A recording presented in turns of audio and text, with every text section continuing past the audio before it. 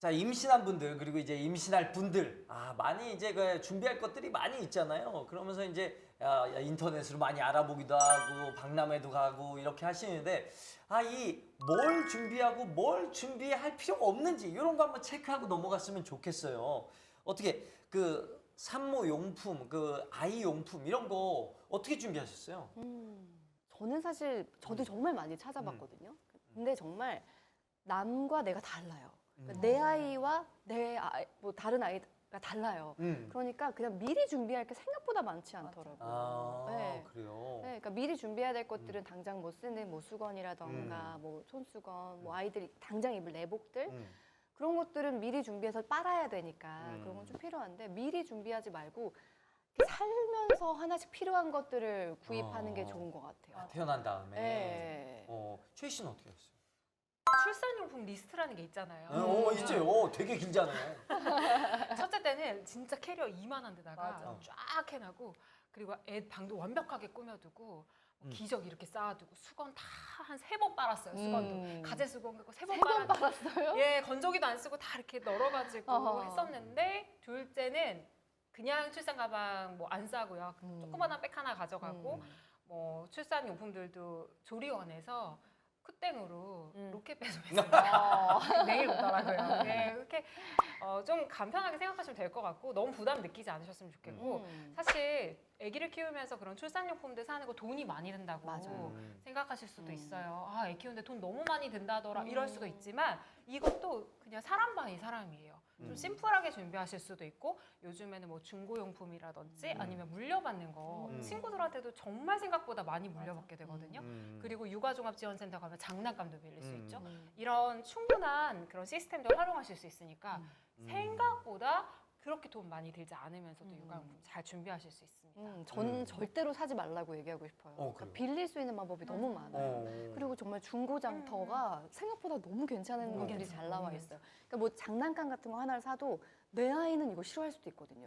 그러면 그냥 돈을 주고 샀다고 하면 너무 아깝잖아요. 그런데 그냥 중고용품으로 샀던 거는 다시 팔 수도 있고 네, 또 거기서 또 싸게 살 수도 있고 이렇기 때문에 정말 너무 저는 도움을 많이 받았어요. 애들이 그리고 애기들이 깔끔하게 막 많이 망가지지 않아요. 그래서 깨끗하게 썼다가 또 팔고 이렇게 돼서 깔끔한 게 계속 돌고 맞아. 돌더라고요. 그래서 중고장터 이용 잘 하시면 될 것 같아요. 그럼 이제 두 분 같은 경우는 미리 산다와 그때 필요할 때 산다 이렇게 두 가지 있으면 그때 산다. 그때. 그때 네. 네. 하다못해 전 유모차도 미리 살 필요가 없는 것 같아요. 유모차. 왜냐면은 신생아 때 유모차 잘 안 타요. 그러니까 아기가 뭐 저 같은 경우는 그랬어요. 아기가 거의 안겨 있으려고 하기 때문에 애 안고 유모차 끌어야 되거든요. 너무 힘들어요. 그래서 정말로 그냥 아기 스타일에 맞춰서 물려받은 거 쓰다가 정말 필요하면 하나 사고 이렇게 하는 게 훨씬 합리적인 것 같아요. 또 사람 성격마다 다른 것 같아요. 정말 이렇게 꼼꼼하게 준비하시고 또 그거를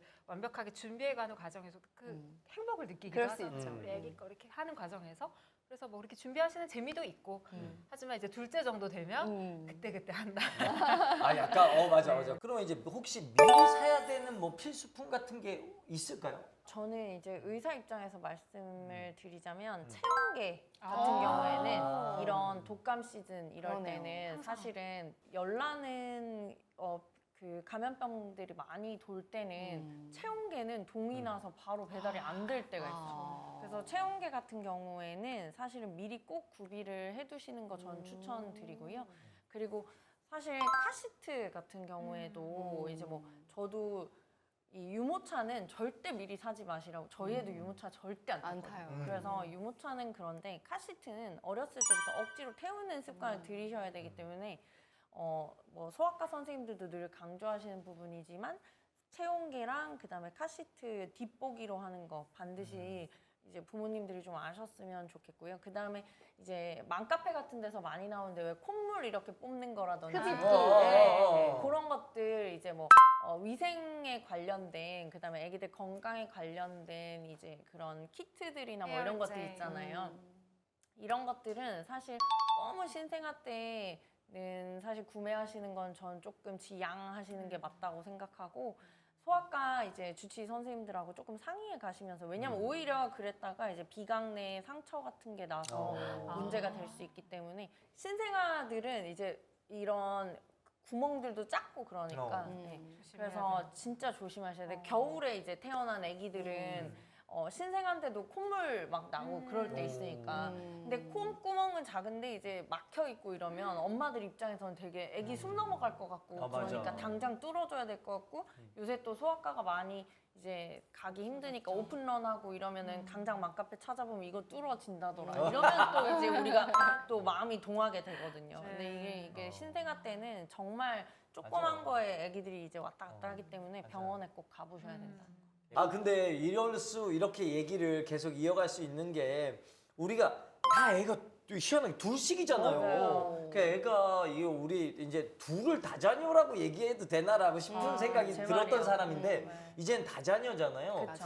어떻습니까? 둘 이상 이렇게 낳으시니까 어땠어요? 근데 저는 말씀드렸다시피 첫째 아이를 10달 내내 입덧을 했기 때문에 둘째가 제 인생에 없다고 생각했어요. 아하. 근데 생각보다 아이가 순했고 이 아이가 둘째를 원했어요. 그래서 이 아이의 가장 좋은 친구를 만들어주고 싶어서 둘째를 가졌는데 저는 지금 생각해도 너무 잘한 결정이라고 생각이 돼요. 왜냐면 이제 6살, 8살이거든요. 둘이 정말 잘 놀아요. 주말 같은 때는 애가 하나면 제가 계속 놀아줘야 되는데 애가 둘이니까 자기네들끼리 놀아요. 물론 뭐 싸우기도 하고 뭐 그 안에 사회가 형성이 돼서 싸웠다, 뭐 화했다 이런 스케줄도 배우고 그래요. 근데 그만큼 아이가 있어서 오는 행복감이 너무 크고 아이들끼리 서로 막 그 잘 지내는 모습들이 엄마 아빠한테 굉장히 힐링이 되거든요. 그래서 저는 정말 둘째 낳길 너무 잘했다 생각을 많이 해요. 약간 네. 둘째 낳으신 분들 마음이 비슷할 것 같아요. 그런 느낌이죠. 제가 결혼을 안 할 것 같다라고 생각했어요. 어. 그리고 아기도 안 낳을 수도 있겠다라고 생각했던 사람이었어요. 굳이 결혼을 하고 아기를 낳아야 돼? 라는 생각을 했던 적이 있었거든요. 그래요? 근데 그렇게 생각을 했었는데 물론 뭐 결혼과 출산이 개인의 선택이지만 저는 개인적으로 정말 더 행복해지고 더 충만해졌다고 느끼는 사람이거든요. 제 친구가 예전에 이런 얘기를 했어요. 아, 나는 우리 아들을 만나려고 내가 이 세상에 태어난 것 같아. 이런 얘기를 하는 거야. 내가 나 왜 태어났을까 생각을 했는데 내가 우리 아들을 만나려고 태어난 것 같아.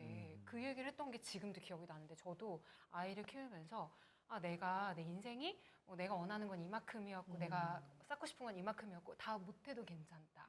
나는 이 아이를 만난 것만으로도 내 삶의 뭔가 목적이 굉장히 분명해진 것 같고 커진 것 같다라는 생각을 할 때가 진짜 많아요. 그래서 아이를 낳고 키우는 게 어떻게 보면 나한테 정말 축복이구나라는 생각을 많이 하는데 조금 더 제가 결혼 일찍 했다면 저는 셋까지 낳았겠다. 그만큼 아이가 주는 행복과 기쁨이 크더라고요. 둘째 처음에 낳고는 진짜 세상에 첫째 때 내가 뭐가 힘들었지 너무 힘들었는데 하다가 둘째가 어느 정도 크고 나니까 와, 얘 안 나왔으면 나 어떡할 뻔했지. 내리사랑이라는 게 진짜 갈수록 애들은 너무 예쁘고 첫째는 또 첫째 나름대로 제 첫정이니까 너무 예쁘고 둘째는 또 애교를 장착하고 태어나요. 둘째는 사랑이죠. 네. 첫째도 아들, 둘째도 아들인데 희한하게 둘째 아들은 너무 귀여워요. 그러니까 얘네가 한 배에서 나왔는데 또 매력은 또 둘 다 또 다르잖아요.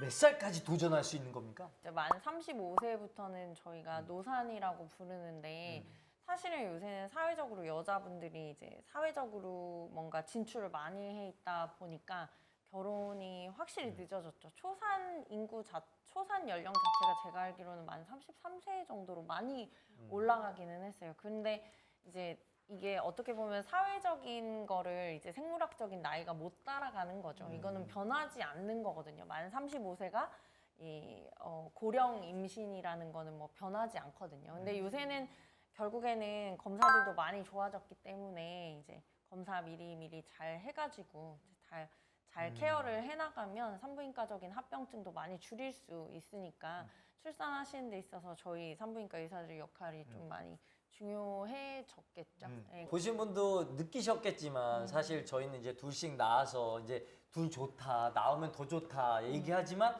임신하기 전 그 직전이 가장 두렵거든요. 맞아요. 근데 낳고 나면 또 좋아요. 그렇죠. 그거는 뭐 어쩔 수 없는 마음인 것 같긴 해요. 이 맞아요. 불확실성에 대한 두려움인 것 같은데 저처럼 이렇게 부모 양육 선배로서 뭔가 얘기를 전해주고 싶은 것들이 굉장히 많이 있을 겁니다. 이 선배님들이 후배들을 위해 진심으로 전해주고 싶은 말이 있을 텐데 어떻게 선배님 먼저 우리 초보 그리고 예비 부모들을 위해서 한 말씀 해주시죠.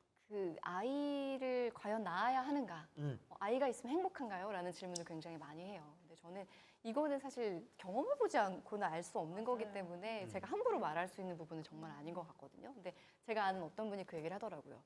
자기는 아기를 원래 좋아하지 않았다. 그런데 아이를 낳고 나서는 개미 한 마리도 죽이지 못하는 사람이 됐다. 그 이유가 뭐냐면 개미 엄마가 와서 우리 아이 해칠까 봐.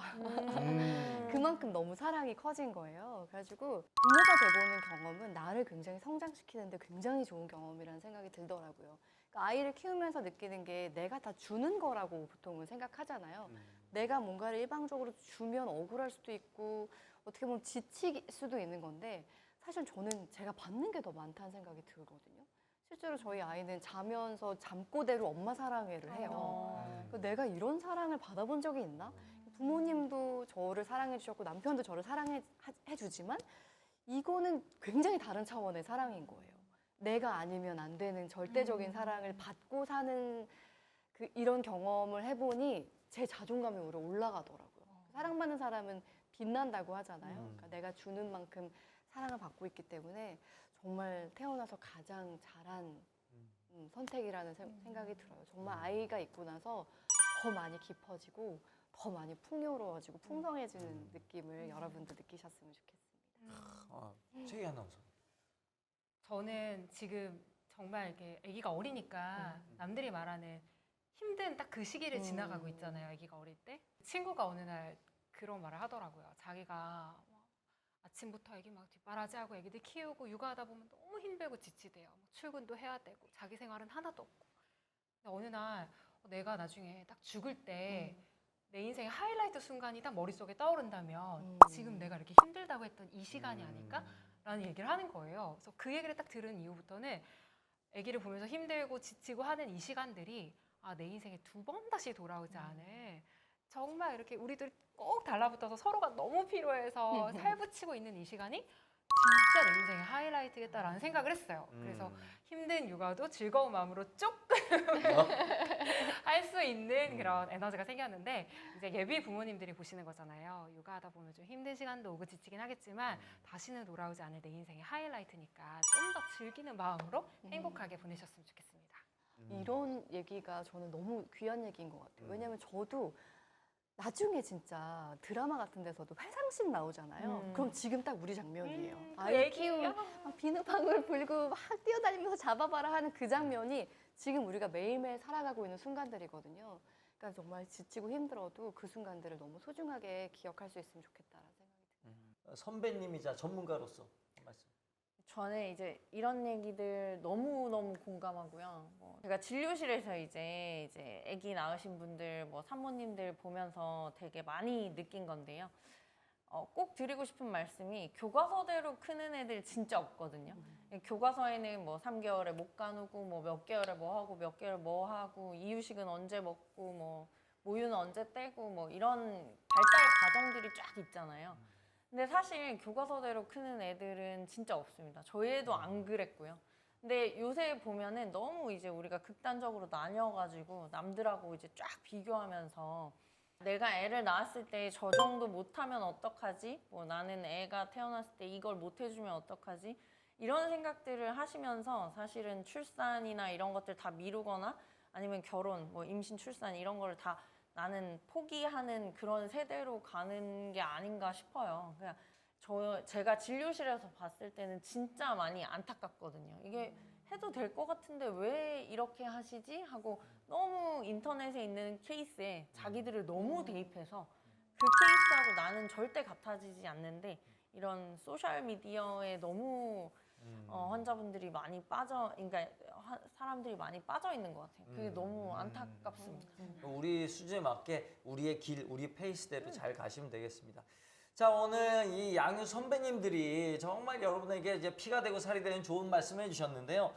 그 밖에도 우리 서울맘 케어 시스템과 몽땅 정보 만능 키라고 들어가시면 거기서 이제 돌봄 서비스와 정보, 다양한 혜택들 누릴 수 있는 것들이 있으니까 잘 확인해 보시고요. 출산도 양육도 이게 사실 겁먹을 문제가 아니고 그냥 일단 낳아 보면 이게 아이들이 스스로 커가는 힘이 있습니다. 그거 믿으시면서 좀 더 여유 있게 양육하시고 즐거운 행복한 양육 되셨으면 좋겠습니다. 자, 오늘 이 귀한 시간 함께 해주신 우리 이지혜 아나운서, 최희 아나운서, 그리고 홍혜리 선생님 감사합니다. 고맙습니다. 감사합니다. 네.